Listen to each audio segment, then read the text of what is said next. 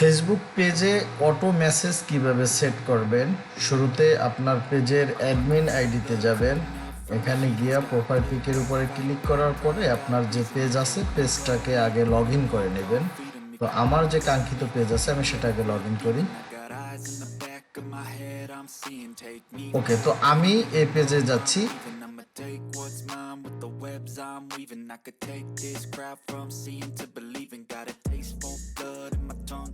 আপনার page log in হবার পরে আপনি চলে আসবেন প্রফেশনাল ড্যাশবোর্ডে। ওকে, এখানে আসার পরে আপনি একটু নিচের দিকে যাবেন, যে দেখতে পাচ্ছেন মেসেজিং সেটিংস, এই অপশনে ক্লিক করুন।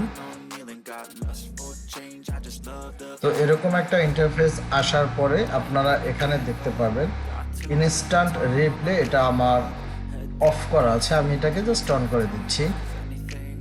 এরপরে এই যে ডান পাশে দেখতে পাচ্ছেন এডিটে ক্লিক করুন। ওকে, তো এডিটে ক্লিক করার পরে এই যে একটা ঘর দেখতে পাচ্ছেন মেসেজ, এখানে আপনি যা ইচ্ছা তা লিখতে পারেন। তো আমি এখানে একটা র্যান্ডম মেসেজ লিখে রেখেছি। আসসালামু আলাইকুম, thanks for messaging me, I try to be as responsive as possible, I will get back to you soon, visit my YouTube channel. তো আপনি এখানে যে কোনো মেসেজ সেট করতে পারেন। আমি এখানে খুব শর্টকাট একটা মেসেজ লিখে রেখেছি, আর এখানে এরপরে আমার ইউটিউব চ্যানেলের লিঙ্ক দিয়ে দিয়েছি, যদি সে চায় আমার চ্যানেল ঘুরে আসতে পারে। তো এখানে আপনি যে কোনো মেসেজ সেট করতে পারেন আপনার ইচ্ছা অনুযায়ী, আপনার পেজের ক্যাটাগরি অনুসারে। এখানে দেওয়ার পরে আপনি এখানে যে জিনিসটা লিখে দিবেন সেম জিনিস আপনার এই পাশে শো করবে, অর্থাৎ এখানে একটা প্রিভিউ দেখাবে। আপনি এখানে যে জিনিসটা লিখবেন সেটাই ডান পাশে প্রিভিউ দেখাবে।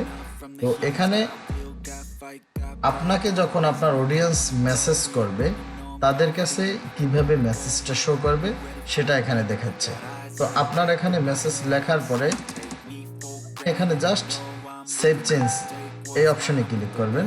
তো আমার এখানে মেসেজ লেখা আছে, আমি এখানে আরেকটা বাড়তি দেই।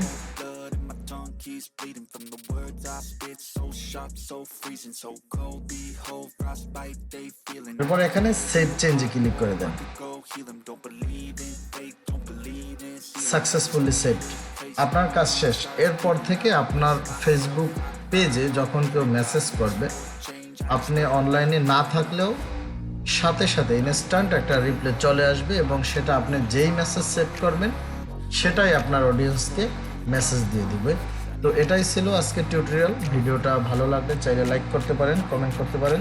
তো দেখা হবে পরবর্তী কোনো ভিডিওতে, ততক্ষণ পর্যন্ত ভালো থাকবেন। আল্লাহ হাফেজ।